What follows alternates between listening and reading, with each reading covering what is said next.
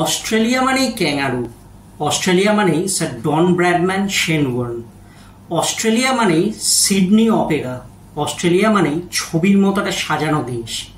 কিন্তু এই ছবির মতো দেশটা তৈরি হওয়ার পেছনে ছিল এক রক্তক্ষয়ী অত্যাচারের ইতিহাস, যে ইতিহাস শুনলে আপনিও শিউরে উঠবেন। নমস্কার, আমি অনিরুদ্ধ।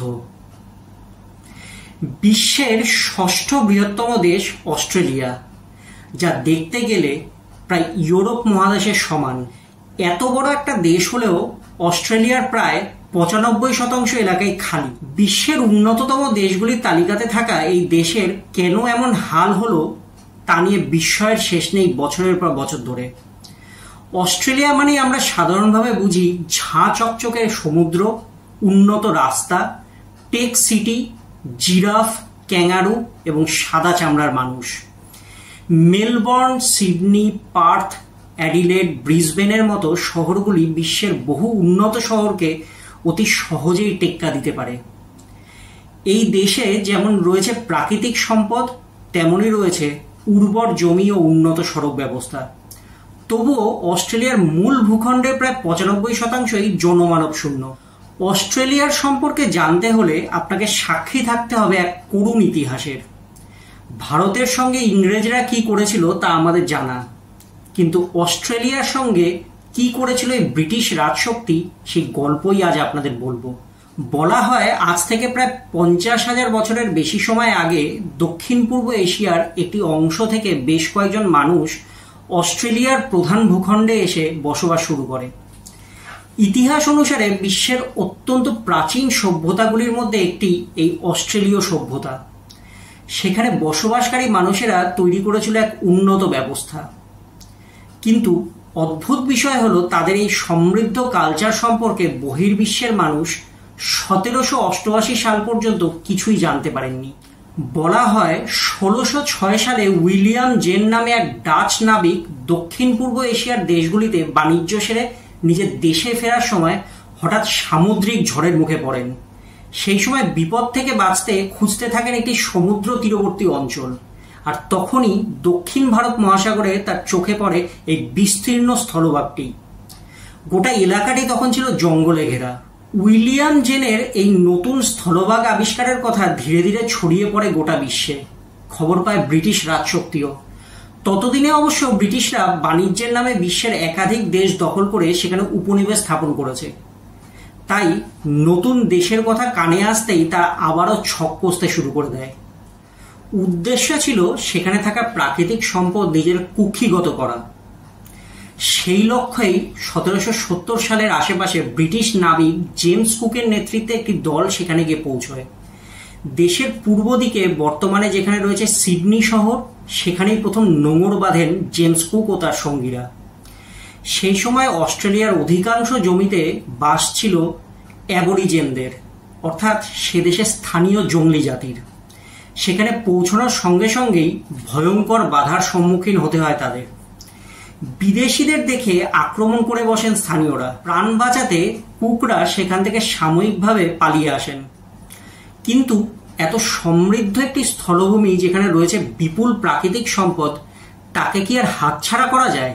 তাই কয়েক বছরের বিরতির পর স্যার আর্থার ফিলিপের নেতৃত্বে ব্রিটিশ সেনাবাহিনী 1788 সালে হানা দেয় অস্ট্রেলিয়াতে। তবে এবার আর সংঘাতে জড়িয়ে নয়, বরং সেখানকার সাদাসিধে আদিবাসীদের মাথায় হাত বুলিয়ে দেশের পূর্ব দিকের একটি অংশ দখল করে নেয় তারা। ইংরেজরা অস্ট্রেলীয়দের বোঝাতে থাকেন তাদের উন্নয়নের জন্যই তারা এত দূর থেকে এসেছেন। সেখানকার মানুষেরা কোনোভাবে তখন বুঝতে পারেননি তাদের সঙ্গে কত বড় একটা বিশ্বাসঘাতকতা হতে চলেছে। আমরা সবাই জানি ইংরেজরা যে এলাকাতে তাদের কলোনি স্থাপন করেছিল, সেখানে কয়েদিদের সাজা দেওয়ার জন্য তৈরি করত পিনাল কলোনি। এই পিনাল কলোনি কিছুটা কারাগারের মতো, তবে তা মূল ভূখণ্ড থেকে বেশ কিছুটা দূরে সাধারণভাবে থাকত।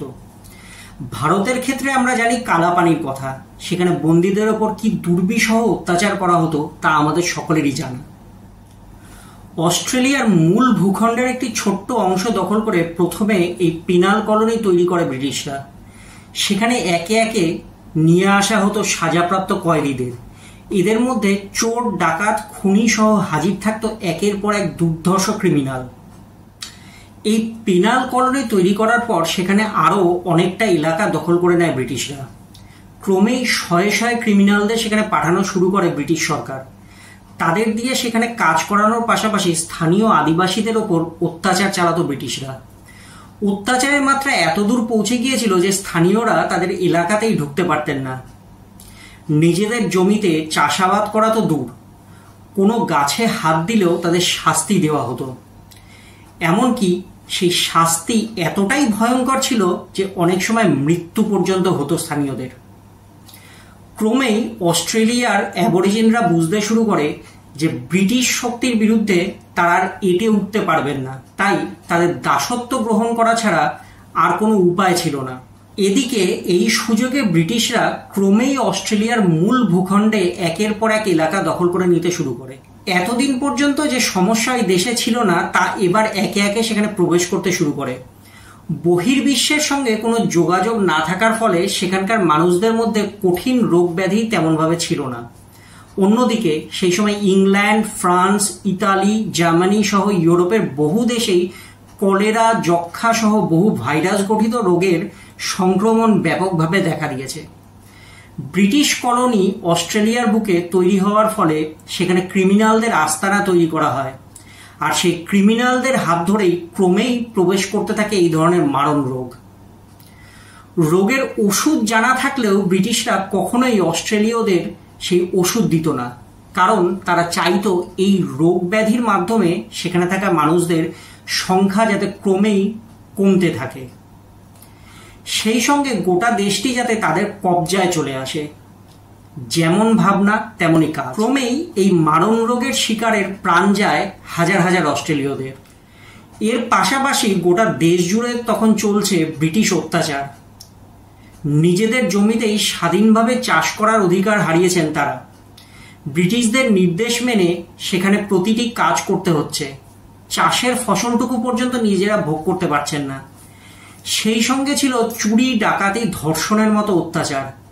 একটা সময় তা সহ্য করতে না পেরে 1792 সালে সেখানকার বাসিন্দারা ব্রিটিশদের বিরুদ্ধে রুখে দাঁড়ালেন। শুরু হলো ভয়ঙ্কর যুদ্ধ। সেই যুদ্ধ 1792 থেকে চলেছিল 1868 সাল পর্যন্ত। প্রায় 100 বছরে এই যুদ্ধে প্রাণ যায় লাখ লাখ অস্ট্রেলীয়। অবশেষে থামে সেই যুদ্ধ। ততদিনে অবশ্য সে দেশের অধিকাংশ এলাকাই দখল করে নিয়েছে ব্রিটিশরা। তৈরি হয়েছে একের পর এক কলোনি। ক্রমেই ব্রিটিশদের দাসত্ব গ্রহণ করতে হয়েছে সেখানকার মানুষদের। এদিকে অস্ট্রেলিয়ায় প্রাকৃতিক সম্পদের খোঁজ পেয়ে ব্রিটিশদের পাশাপাশি সেখানে বাণিজ্যিক উপনিবেশ তৈরি করতে হাজির জার্মানি, জাপান, অস্ট্রিয়ার মতো দেশগুলিও। ফলে প্রায় 100 বছরের যুদ্ধের কারণে কমে যাওয়া জনসংখ্যা কিছুটা করে তখন বাড়তে শুরু করে। এই পরিস্থিতির সুযোগ নিয়ে অস্ট্রেলিয়াকে একটি স্বাধীন দেশ হিসেবে ঘোষণা করে ব্রিটিশরা। এই স্বাধীনতার সময় সেখানে 90% মানুষই ছিলেন সাদা চামড়ার, অর্থাৎ ব্রিটিশ। এদিকে বিংশ শতকের গোড়ার দিক থেকেই বিশ্বজুড়ে শুরু হয়েছে দুই শক্তির মধ্যে লড়াইয়ের উপক্রম, যার ফলে 1914 সালে শুরু হয় প্রথম বিশ্বযুদ্ধ।